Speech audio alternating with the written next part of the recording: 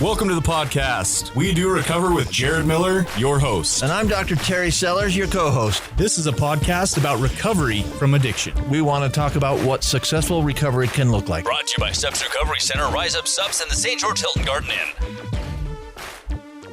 Welcome back to the new year, everybody. Today is January 10th, 2025. Episode 157 today. We're going to be chatting about overdose deaths decline in 2024, which is good news, frankly, right? It's some pretty good news. Dr. Sellers is getting a text message, so he'll I'm not. jump on here. I'm looking some stuff. I'm here. Trust me, I'm right here. You getting prepped? Yeah, no, I was looking something up for the podcast, but so we both have. So let's talk about it. Yeah, we both have some different facial hair today. we do. You're rocking the Gandalf, the Santa Claus, the gray. the Santa Claus white beard. I'm rocking the 80s porn stash. Yeah, sure. Yeah. I like it, man. It's been a while since we've done We need this. Sean to pull up some porn music. No, that's not. I just made up some stuff. So. If you are wondering what was going on in the world around this time, whenever you are listening to it, if you can remember the college playoffs, we got Notre Dame. Sean's Googling. I know it's coming. We got Notre Dame versus either Ohio State or Texas. Yeah, when is that game? The Ohio It's State today, Texas game. 7:30 Eastern time. All right, that'll be fun. So if Who are you rooting for? Texas, baby. Yeah, I'm with you. Yeah. Yeah. Like I when you think football, you think Yes. welcome to We Do Recover. Yeah. Yes. It's hilarious. Hey, stop taking Terry, your this shirt. is kind of your era of music. Yeah, for sure. That's I'm 70s porn music. Can you name the movie? I'm over here taking off my shirt. I think they showed this at the Saltaire one time. I'm gonna guess Debbie Does Dallas. No, Behind the Green Door. Next time.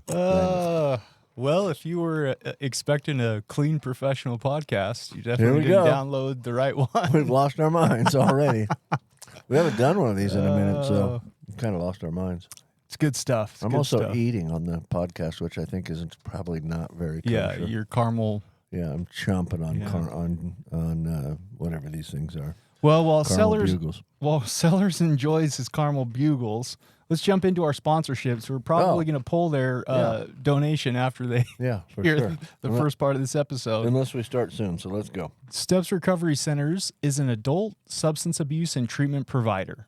Steps Recovery Centers provides all levels of care. They have a medical detox facility, multiple residential treatment centers, and outpatient services reaching from the top of Utah to the bottom.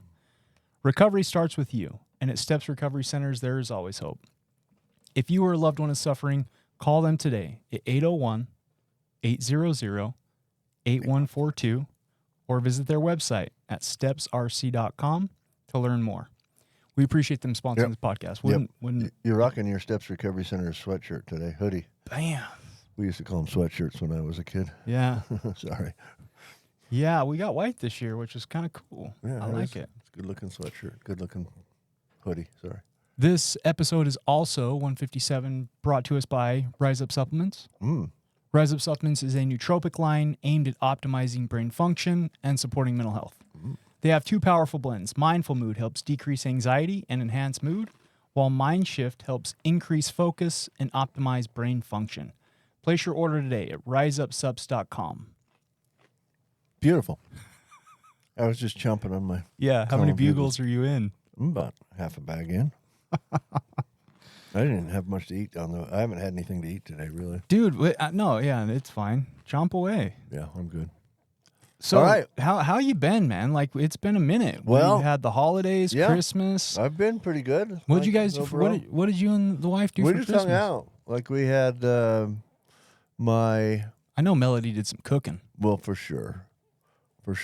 We always have fondue on New Year's Eve, and she does it up big. Like we do. We usually do cheese fondue to start out with, and you dip bread and different kinds of stuff in the cheese, and then we go with the regular main fondue, which we have shrimp and chicken and steak and seems like some other things, mushrooms. And then we finish off with a little dessert fondue, some chocolate and some caramel and some bananas and pound cake and angel food cake and all kinds of stuff. Nice, Man, it's a deal. Nice. It we sounds like a deal. We blew a few fuses with all the fondue pots we had going, but we got it to work out in the end. We had to run a long extension cord from another area of the house. That's what I love about Melody. When she does it big. Yeah, it was big. She goes all out, man. It was big. She did a good job. Very nice. That's it. We had my son Preston and his kids with us. My other son Drew, they went to Disneyland for Christmas with his kids, and then my son Preston and his kids were with us. And then shortly after the New Year, Preston went to Disneyland. So my kids have all been to Disneyland in the last week and a half or two. That's awesome. Not me. I'm here. Me and Mandy pounding it out. What do you got going? Me and Mandy kind of pulled that. We kind of pulled the we're gonna go have an experience. Oh, what'd you Christmas. experience? So we went to San Francisco, which was super Love cool. that town to visit. Yeah, I it couldn't was so stand cool. living in it. I but couldn't live love in it visiting either. it. Absolutely. But you know, one of the things that we did that was super cool is we went to the prison out there, Alcatraz. Yeah. Thank you. And we did the audio tour at Alcatraz. That They didn't was keep you? phenomenal. I would have thought they would have kept you. I was nervous. I was nervous they were going to keep me. I've done that tour. That's cool. There was It's cool, all the sounds and stuff like that. Oh yeah. It's cool. Yeah, and all the stories and the audio was, the voices were guards or inmates, Right. ex-inmates. Right. Super cool. Pretty cool. I saw like a little thing though. They had this like section where you walk in and it talks about incarceration. Okay. And it reads people involved with drugs, people now incarcerated who have committed substance abuse crimes, 85%. Wow. People behind bars who meet the medical criteria for substance abuse or addiction, 65%. Wow. That's actually lower than I might have thought. And then it said people with mental illness, people who are suffering from mental illness while incarcerated, 60%. Wow. Compared to 40% of white people. I don't know if that's correct. Okay. I'm not sure what that means. Only a quarter of African Americans seek mental health care. So that was just pretty interesting. Okay. So that's interesting. That's just showing a discrepancy right there. I don't know why they put that in right there, but discrepancy between Caucasian people seeking treatment and African American people seeking treatment for mental illness. And I tell this story because it like I had a moment, like I was tearing up, like you know, Alcatraz was a very emotional experience, and afterwards it was like I'm glad that I get to do what I do today. Yeah, yeah. You know, we could both be in prison for sure. Oh, yeah. Back in the day, we probably still would be. I got lucky. I'm not in prison. No question. Good stuff, man. 6 felonies. Reduced to 1, thank heavens. But yeah. I don't want to go over my rap sheet. It's a long one. I'm not doubting you beat me, but today it was not a contest either. Today I'm no longer a felon. Yep. Yeah, I got them all either reduced or expunged, which is I haven't had lovely. that happen yet, but I did get it pled down to 1, so I've only got 1 on my record, and I could get that expunged someday soon. Should we jump into this topic, man? No, we don't want to talk about stuff. Yeah, let's do it. So, we had decided previously. We've done a past podcast on overdose deaths. Yes, we have. We've done that before for sure. And we had decided previously to talk maybe a little bit about carfentanil, which is a more potent form of fentanyl. But that topic just didn't grab either of us that much right now. And so you ran across a couple of things showing that overdose deaths fell quite a bit in the previous year. So according to a news article that was put out by AP News, November 13th of 2024, it basically says approximately 97,000 overdose deaths in the 12 months ending July 30th, 2024, mark a 14% decrease from the prior year's estimation of 113,000. Yeah. So, And there was another one that I sent you that said it was even lower than that. Yeah. Basically, they're still kind of getting the numbers, and so Well, we don't have complete 2024 numbers yet because obviously those just ended 10 days ago. right. They don't have that all sort of added up yet, and so But from the January number 30th you just quoted to us was ending July of 2024. The first number you quoted us, June 30th. yeah, ended July 1st of July. Oh, yeah, sorry, yeah, gotcha. And so it's a 1 year number, but it isn't the end of 2024 number. It's halfway through 2024, from halfway through 2023 to halfway through 2024. So I got a couple of things to say about the numbers before we even get into the topic. Let's get it. And the thing is, I think this is I don't understand why, and I don't think this necessarily is experts, but I consider myself a bit of an expert on drugs and overdoses and that sort of thing, right? But I'm not sure this is experts. I think this is a lot of times it's like news agencies taking this number and interpreting it themselves, okay? Because if you look at the actual overdose deaths in the United States year by year, we languished around between 65 and 70,000 for about 4 or 5 years in the late 2000 teens. So I'm going to read you some numbers from 2016 was 63,000, 2017 was 70,000, 2018 was 67,000, and 2019 was 70,000. So we go 63, 70, 67, 70. Mm-hmm. Nobody made a big deal out of going from 70 to 67, even though that's a decrease. But then suddenly, I'm going to keep reading numbers. 2019 was 70,000. 2020 was 91,000. 2021 was 106,000. So that's when we first And broke 100,000. 2022 was 107,000. 2023 was 105,000. So ever so slight decrease from 107,000. Why the jump? Fentanyl. Nope. But yes. Oh, okay, it's yeah, part of it. Okay, yeah. COVID. Everyone thought yeah. COVID increased overdose deaths because people were depressed, forced to stay in their homes a lot of the time. You know, they didn't go out and socialize as much because there was a bunch of places closed down, or you had to have masks on everywhere else, and all this stuff. And so it decreased socialization, which led to increased rates of depression, which led to increased rates of opiate use or drug use. It doesn't have to be specifically opiate use, but during those times. Now, fentanyl contributed. There's no question that fentanyl's a contributor. My Because second guess was going to be the whole OxyContin thing that made opiates a huge deal in the first place. Well, sure. Here's the thing about fentanyl, right, is one of the things about fentanyl is, A, how cheap it is, and B, how potent it is, right?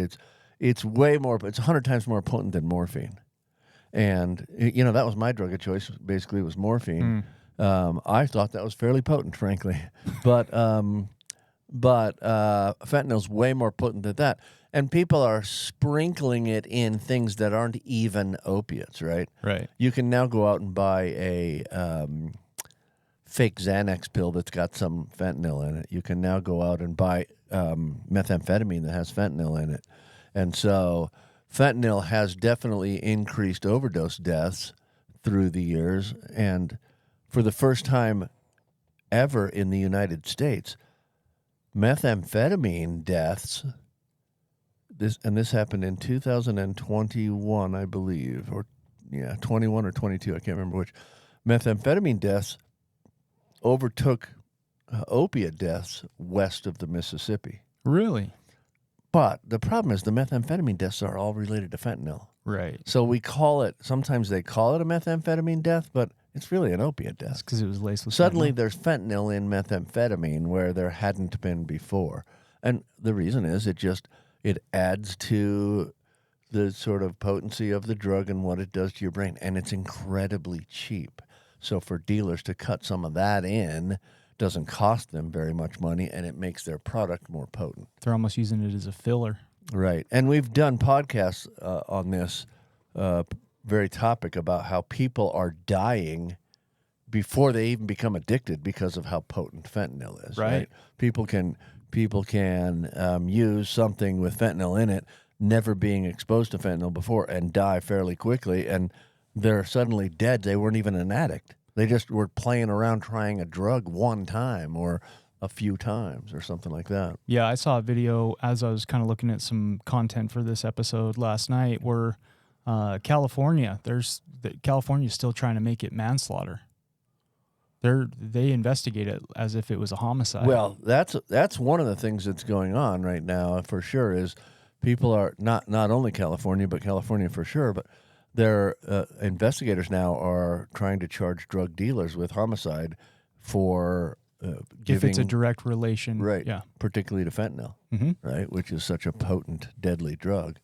Yeah. So yeah, that's we think that should curtail some distribution, although there isn't much evidence that has happened yet. But it's also a fairly new trend that they're charging drug dealers with homicide.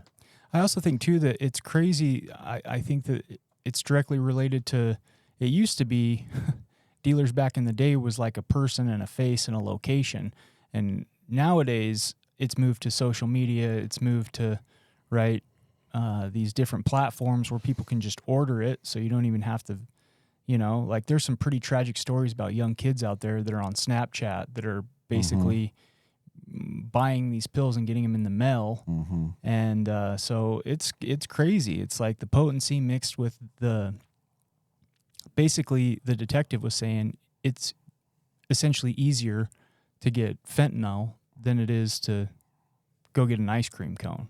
Yeah, was like his comparison. Well, it's like ordering Arby's these days, right? I mean, you get on the internet and find somebody who's advertising fentanyl. It's crazy, and they'll bring it to you. It's crazy. It's scary, man. It's scary. It is scary. And there was one of the articles we read had a young girl named Jax. I don't know if you watched that video or not, but a young girl named Jax who died from fentanyl, and they were interviewing her parents and everything, but she just ran across it on the internet. Somebody was advertising fentanyl. She ran across it. She was curious and tried it, and she's now dead.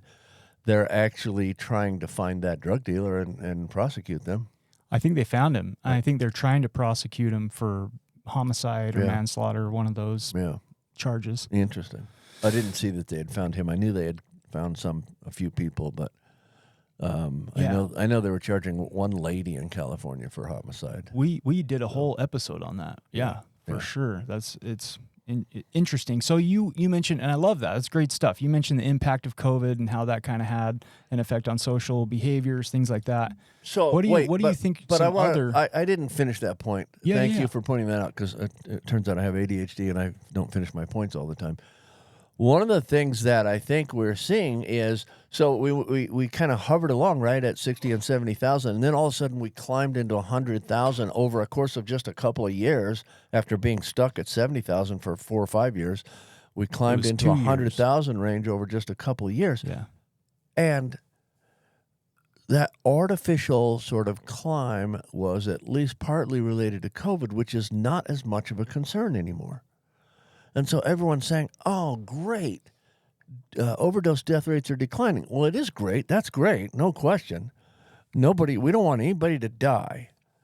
That's, frankly, goal number one of what you and I do, right? Absolutely. We don't want anyone to die. You can't treat a dead person. Nope. They don't respond well at all. They don't show up to group, none of that stuff. Right. And I don't mean to make fun of overdose deaths. But it is entirely possible that much of what we're seeing, because it's a decrease, but it's the first time in a while that we've seen much of a decrease. It's a decrease, but it's a decrease from a number that was already inflated due to COVID, and now that concern about COVID is going away. So some of the experts are jumping up and down. Yay, we're decreasing overdose deaths. Maybe we didn't do anything. Maybe COVID went away and people aren't as depressed as they used to be, and so they're not using as many drugs as they used to, or and frankly, those death rates come down a little bit. Maybe it has nothing to do with anything that humans did. Yeah. That's really part of my point, is I think we're kind of raising a big, and I mean, you did this and I did the same thing. We read a number of articles where people were like getting all happy that we have a decrease in death rates for the first time in a long time. And everyone should be happy about that. But I think they're attributing it to something that may not really be real. Like they're attributing it to the fact that, yes, we're starting to win the war. No, we're not doing anything. COVID went away, maybe. Possibly. No, I think it could be a number of things. There's no question it's a number of things. But it's, I hear you. Yeah, and I think you're right. I don't mean to say for sure this is the reason because I don't know that. But it for sure is a contributor. And you made a comment that I thought was interesting, and it's been a trend lately, and so I want to take a second to talk about it. You know, depressed people, not everybody who's depressed is going to turn to fentanyl or whatever's killing people during COVID, right? But people who are already addicted to opiates, right, now boredom. Right. You know what the number one thing when I ask a client who's relapsed, they come back and I'm like, well, what happened? And they're like, I don't know. And I'm like, not good enough. Yeah. Let's dig deeper. I was bored. Yeah. Boredom is, and I don't think we really address it enough. It's hugely related to why people, frankly, either relapse or continue to use. So think about COVID. There was nothing going on, man. You couldn't do some things, right? Right. During COVID, if we look at treatment, during COVID, going to an AA meeting was harder. Many AA meetings were online during COVID. Not all, but quite a few. And sort of the camaraderie you get at an AA meeting versus the camaraderie you feel with an online meeting is completely different. Yeah. It's just night and day. And so people's connection to other people, those connections were severed or at least minimized because they were doing, even if they were faithful in going to meetings, the meetings were online half the time. They weren't talking directly to a person where they could look in their eyes and say, hey, I love you, brother, or whatever that is. Right. Or let's go grab a coffee afterwards, or hey, let's go grab some breakfast, or fill in the blank. Yeah. Nevertheless, I am one of those people that was excited to hear that whether it's down 14% or 17%, and that equates to tens of thousands of, well, at least 10,000, maybe more. Living people, which that's fantastic, right? It's a thing to be excited about. I don't mean to put a damper on that. You're right. Yeah, it's a thing to be excited about. I wonder what the cause is, but it's definitely something to be excited about. So let's dive into that then. Let's dive into maybe some of the exploration of some of the potential factors that contributed to the decline. Okay, well, great, because I will tell you that the first thing that popped into my mind is and this was mentioned in some research that you did before the thing, and this was the first thing that popped into my mind before I read this. Naloxone is easy to obtain these days. Mm-hmm. You don't have to have a prescription. You can get it a number of places without a prescription. Doctors are very willing to write prescriptions for naloxone. They're even writing them to people who aren't addicted. They'll write them to loved ones of people who are addicted, and they'll write them to anyone sometimes that they give an opiate prescription for, even if the opiate prescription is just you broke your hip and you need, a week's worth of pain relief. They'll frequently give you a prescription for naloxone that they tell you to fill just in case something happens weird and you accidentally take 3 of them instead of 1, which is what you and I do. But but let's say it's an old person who accidentally did take 3 and maybe forgot that they took 3, so they take 3 more. It's nice to have naloxone around just in case. So naloxone's really quite available. So I love this, right? Because my sister is like a teacher, professor, whatever, at a little community school where they do pharmaceutical tech stuff. Okay. And in their pharmaceutical tech education, addiction is a part of that, right? Because they got to be aware of it. Well, for sure. And so my sister has me video in and talk to her kind of classes. And sweet. There's like an outline she sends me, right, that I cover all the different stuff and kind of explain antagonist and just some of the different medications and how they work on the brain. And oftentimes the question I get is, how can we help minimize death? How can we help minimize addiction? And my answer is always that. Notice if somebody, number one, notice if they're refilling their prescriptions constantly early. That's a red flag. Yeah. Number 2, when you're prescribing these really heavy class opiates, make sure that you're also recommending naloxone to go with it. Absolutely. Yeah, those are both really good. Absolutely. We are running up against a break here pretty quickly, but we've identified. We've identified one of those. I'd love to. Yeah. I for sure would love to, but we've talked about an issue, and that is overdose deaths are coming down, which is a great issue. We'll pick up more on the causes and maybe also other things that can be done after the break. And we'll take a quick break and hear from our sponsors, and we'll be right back. You are listening to We Do Recover with Jared Miller and co-hosted by Dr. Terry Sellers. We'll be right back after this short break with more of We Do Recover with Jared Miller. Brought to you by Steps Recovery Center, Rise Up Subs in the St. George Hilton Garden Inn. If you or your loved one is trapped in the cycle of addiction, there is a way out. At Steps Recovery Centers in Utah, we believe in second chances and new beginnings. Our evidence-based treatments, compassionate staff, and supportive community guide you on the path to recovery. It's time to reclaim your life. Take the first steps towards freedom, resilience, and a brighter tomorrow. Reach out to Steps Recovery Centers today. Recovery starts with you, and with Steps, there is always hope. Call us or visit our website to learn more.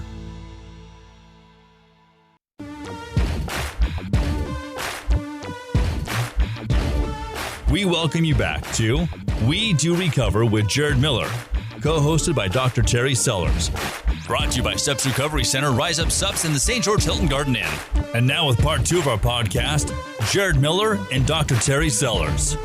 All righty, welcome back, everybody. I'm Dr. Terry Sellers here with Jared Miller and our producer, Sean Denovan. Hello, Sean. By the way, we didn't bring you in yet. And we didn't do Doing Goods because it's Sean been a while. broke in with that porn music. Oh, yeah, that was good. That was good stuff. But before... I didn't have it ready the second time around. I'm sorry. That's all right. You're good. Some people have told us that our intro and outro music is basically... Oh, no, that's not porn music. No, that's not even close. Oh, my gosh. That's just like an Usher ripoff. That's all that is. That's exactly what that is, like a cheap generic. It's called royalty-free Usher music. ripoff. Yep. Royalty-free, baby. Okay, well, back to this is part 2, but before we start part 2, we want to mention that our podcast is also sponsored by the Hilton Garden Inn. Hilton Garden Inn is located, well, they're all over the place, but there's one right here in St. George, which is quite lovely, where I stay quite frequently. I don't think you know yet, but I'm staying at your house tonight, probably. Awesome, man. Probably should have mentioned You're more that than before welcome. I got here, unless there's rooms at the Hilton Garden Inn. But anyway, the Hilton Garden Inn is a beautiful place. If you happen to be traveling through southern Utah, make sure you give them a shot at your business. They have very large, clean rooms. Facilities are fantastic. They have a great weight room. They have a pool. They have a hot tub.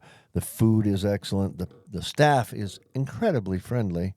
We get really good treatment over there. We just really do. So give them a shot. Hilton Garden Inn, St. George, Utah, and you won't regret it. Beautiful. All right. Let's come back to what we were talking about. So Can I hit the last bullet point? Yeah, for sure. So in kind of looking at maybe some of the potential causes that contributed to the decline, Right. we've covered COVID, which was great, Doc. Like, I didn't even think of that one, right? And then the increase in accessibility to naloxone. Right. Also, funding. I don't know if you know this, but there was a company out there called Purdue Pharma, No. and they got hit with some pretty large fines. Yeah. And apparently some of that Billions of dollars of fines. with a B. Yeah.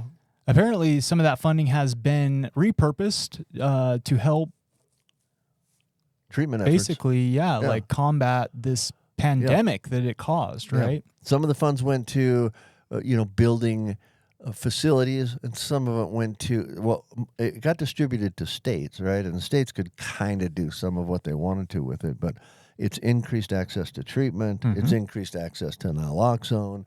It's just done a bunch of things it's increased efforts on harm reduction. So it's really been, incredibly helpful. The only problem is the companies themselves were the ones that probably caused the crisis in the first place, but the companies and my people. The docs. Yeah, if we're not going to accept any responsibility for that, we are not very self-aware of what's happening. Also, I feel like individuals are absolutely accountable for their own decision Oh, making too. always, right? Right? Because guess what? If a doctor prescribes medication for me and I take it as prescribed, odds are I'm probably not going to get addicted. No question. It's when I start wanting to be the doctor, the patient, the pharmacist, right? Whenever you can't read the label, it says 1 every 4 hours, and you think it means 4 every 1 hour. Exactly. You've overstepped your So bounds. accountability for sure. all the way around, yeah. Yeah, but I will say that one of the things that happened in the opioid crisis is I remember this happening to me, and frankly, buying into it. Right, I remember the drug reps, and I've probably related this on this podcast before, but I remember the drug rep from OxyContin coming to my office and convincing me it was the best thing since sliced bread. Yeah, because you were an Right. obstetrician back Right, then. and I would do C-sections where, after a C-section or a hysterectomy or something, it's a fair amount of pain. It's a major surgery. Right? Sure. We open up the abdomen. We operate on one of the biggest organs in the abdomen. In a pregnant woman, it is the biggest organ in the abdomen. In the case of a hysterectomy, it's the biggest organ in the pelvis, maybe not in the abdomen. So how did he pitch this to you? So here's the thing, right? We used to give them pain relief with Lortabs or Percocets or whatever, and women would have to take 1 or 2 of those every 3 or 4 hours. But then, if by chance their pain is relieved sufficiently that they happen to sleep all night, they wake up in a high amount of pain and have a hard time catching back up. And here's the pitch: is you only have to take one of these every 12 hours. Right. If you take one before you go to bed, then if someone takes one before they go to bed, then they're not going to wake up in pain unless they sleep for 16 hours. Right. But that was part of the pitch. The other pitch was this is not abusable. This medication is absolutely abuse resistant, and it cannot be abused. We bought it, right? Everybody bought it. The company knew fairly quickly after they released it that it was abusable, because if you read on in some of the research we did, if you look at state-by-state analysis, West Virginia has historically had the highest opioid overdose death rate. The home of Purdue Pharma. Really? Yep. I did not know that. Yep. And people figured out very early how to bypass the abuse deterrent that was on OxyContin. It had a coating on it that let it dissolve quite slowly, and it released continuously over a long period of time. But they figured out how to bypass that really easy. Right. You crush them up and you snort them, or you Whatever. you're right, smoke them, whatever you do.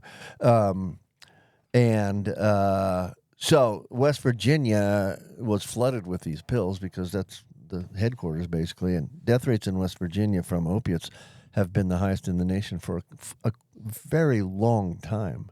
Lots of people were exposed to these drugs and got addicted. Yeah, that's interesting, man. So, it's yeah. crazy. Also, Ohio ranks second in the drug overdose deaths with a rating of 24.6 per 100,000 people. Out of That every was 100,000 people, 24.6 of them, I feel bad for the guy that only 6/10 of his body died, but 24.6 of them died per 100,000 people from opiate overdose. That's incredible. Yeah, that's And a lot. Those are the two highest states. We've long known Ohio is a bad state. I don't know if I've ever seen like a reason why Ohio is such a bad state, but it is. It's a terrible state for drug overdose deaths. Except for their football team, who's getting ready to win a national championship. I'm not in even going People to beat magazine, Texas. What are you talking about? Well, I hope they don't. I really don't, but they might. Okay. Talk to me. So in People magazine here, it's basically telling us that there are some states that have a decrease in 20 to 30%. Let me pull up that actual. That's big, by the way. That's big. A large decrease. Now, unfortunately, again, it doesn't tell us what states. It just says new statistics from the Center of Disease Control and Prevention show an unexpectedly 10% decrease. Hang on, I got pop-up ads. Decrease in drug deaths. NPR reports.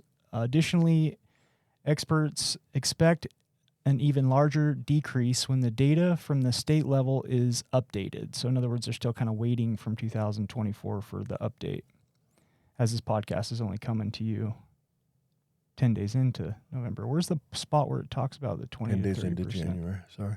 Yeah, You said January. November. Well, I can't think and search at the same time. Yeah, that's hard for you. Yeah, unfortunately, they didn't say what states are down 20 to 30%. I would have loved to have read that in this People's Magazine, but that's cool. It's cool to know that there's some good news out there, right? Let's celebrate some small victories. For sure. This was published September 18th, 2024. Okay. What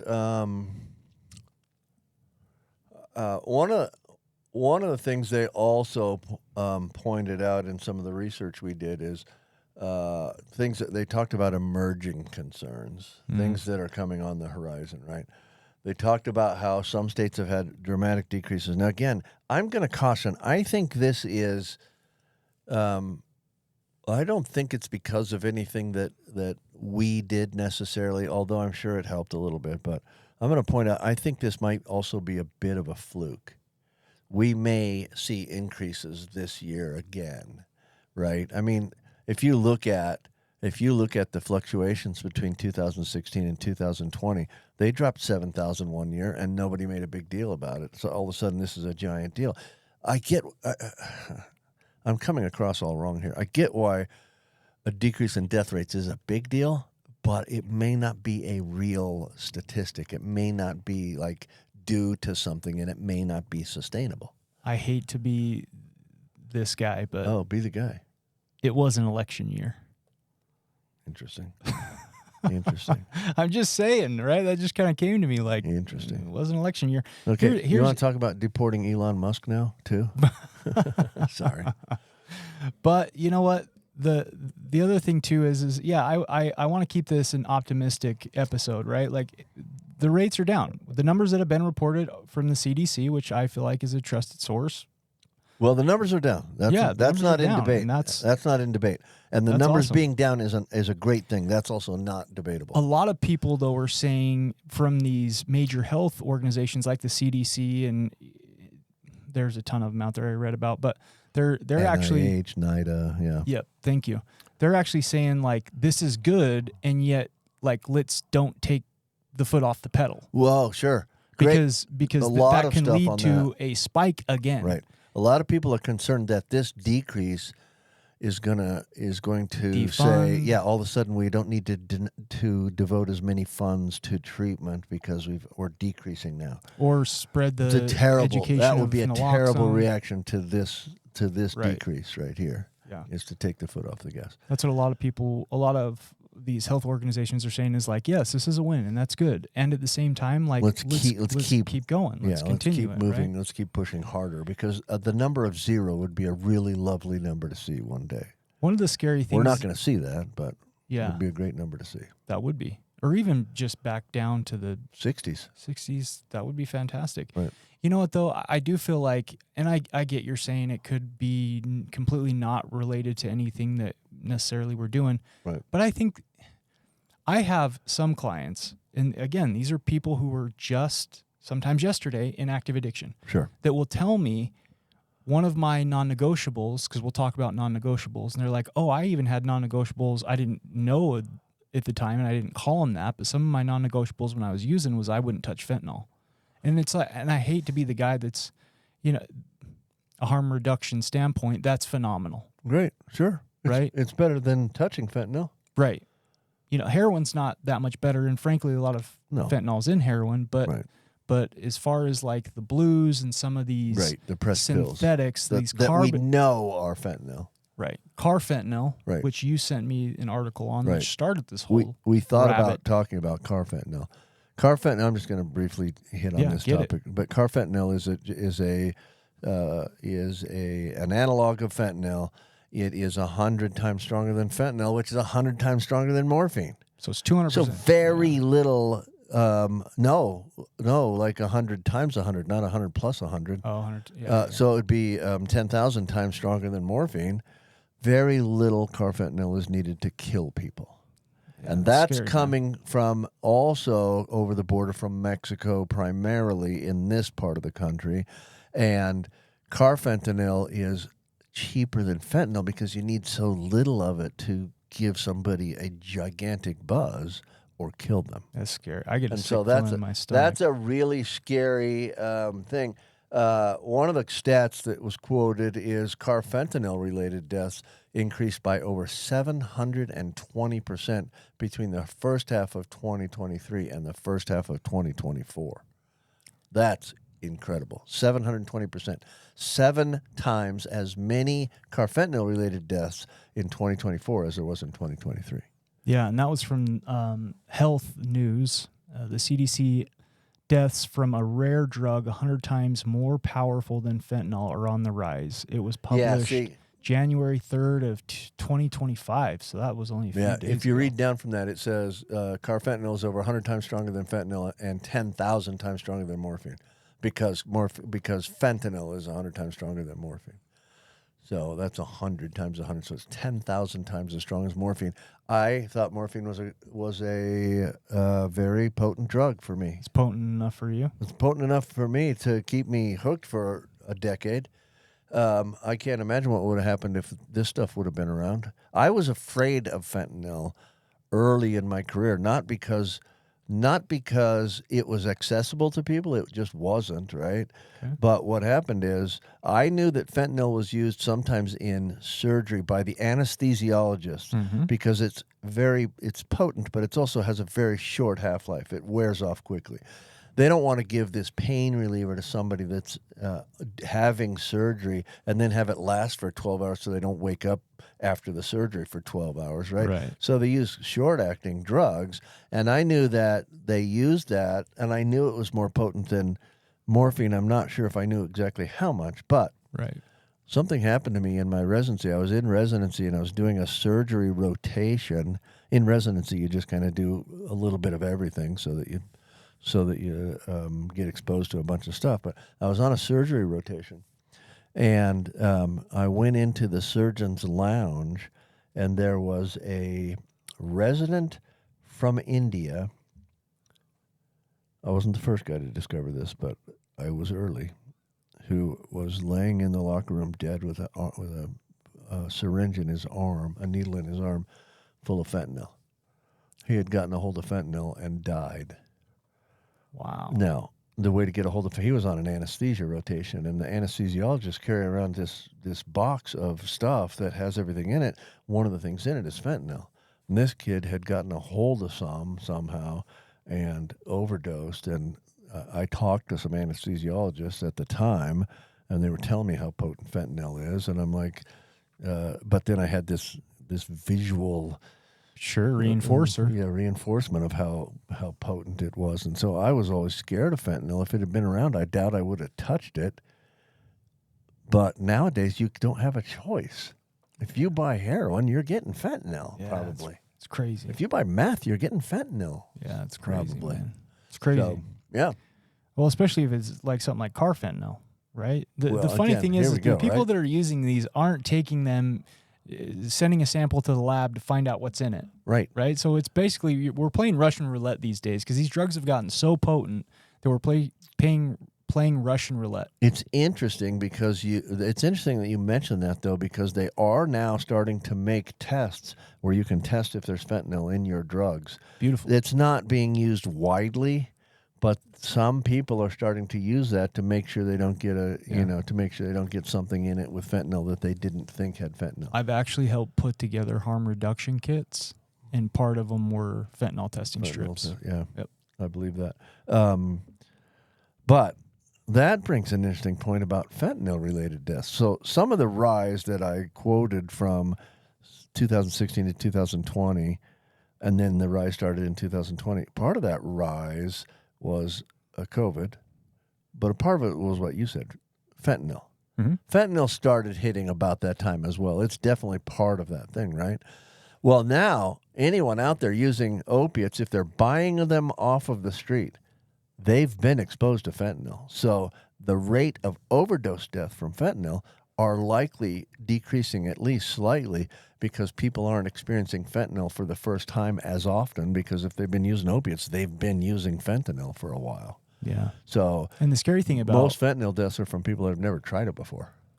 Fentanyl's one thing. This carfentanyl's another. Right. Carfentanyl's not even naloxone doesn't even respond to carfentanil. In other words, if somebody's used carfentanil and they are in the midst of passing away. They're not breathing. Right. If they get hit with Narcan, that medication's not even strong enough to kick the receptors off kick the opiate off of the cell receptors to revive them, basically to bring them back to life. That's a really good point that I hadn't brought up, and I'm glad you did.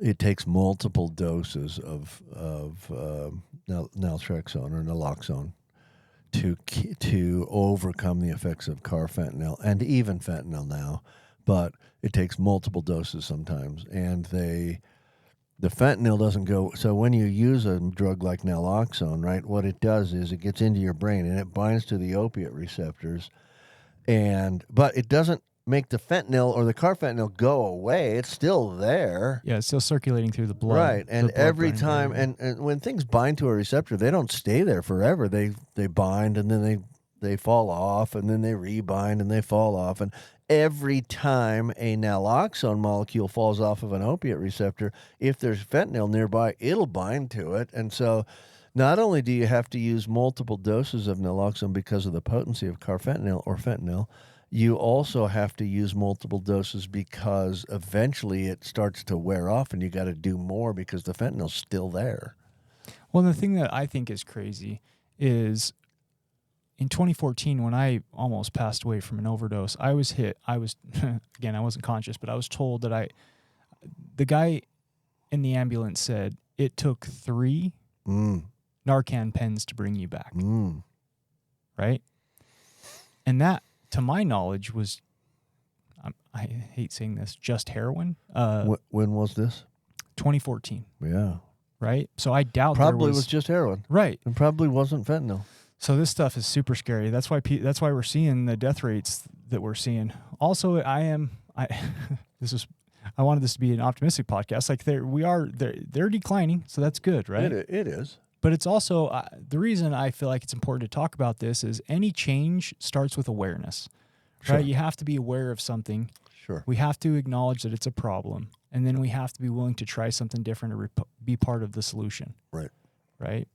So how can our listeners be part of the solution in helping these numbers decrease? What are your thoughts? That is a beautiful question right there. What can you and I and you out there, what can we do to contribute to this already declining number, slowly declining, but declining maybe?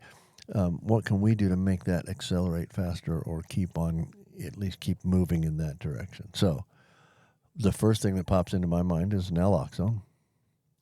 If your place of work doesn't have naloxone, you should advocate for it. There should be one at your place of work. If that's a school, there probably already is one. But if it's a regular employer, there might not be one. If you're working at a drug and alcohol treatment center and you don't have one, you're almost committing malpractice. Like that, right. It should be there because people overdose walking in the door to treatment sometimes. So you got to have naloxone. Now that's your place of business. I think schools got to get it. Schools have to have them, no question, because kids overdose all the time. Right. And the rate of overdose of children is going up as well. Even though the overdose deaths have declined, in children they haven't really declined much because children are getting exposed to it more than they used to now. And so, I mean, can you imagine a kid who's never tried a drug before and he gets his first dose has got a bunch of carfentanil in it? He's not going to survive. Yeah. Unless somebody has a bunch of naloxone, right? Schools have to have it.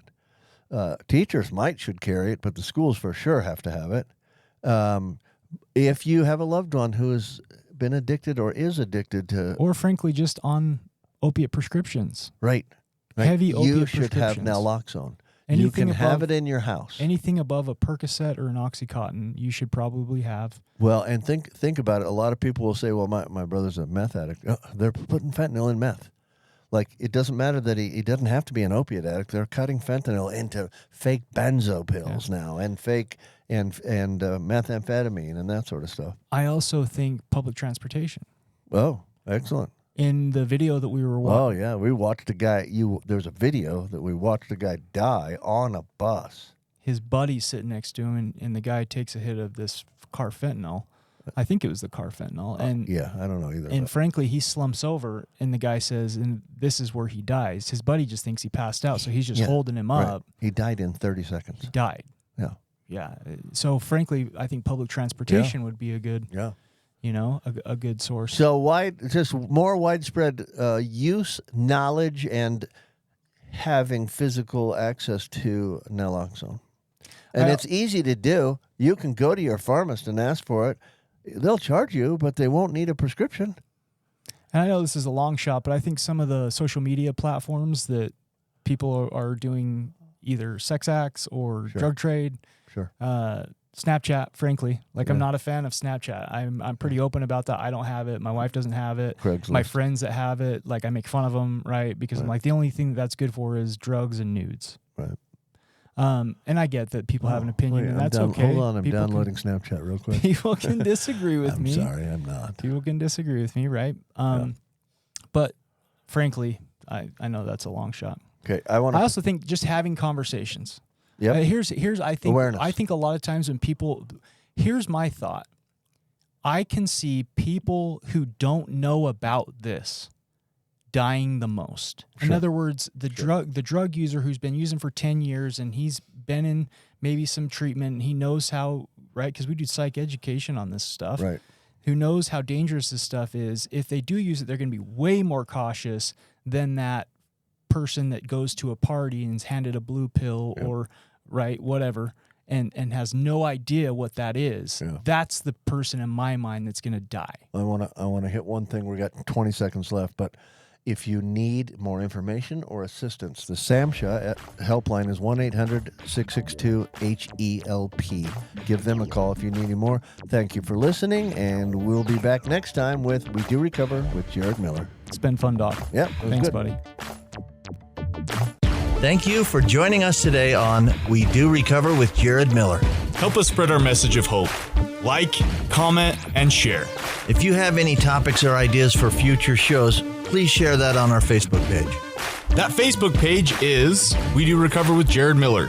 If you or a loved one needs help, please reach out to us. Again, thank you for listening.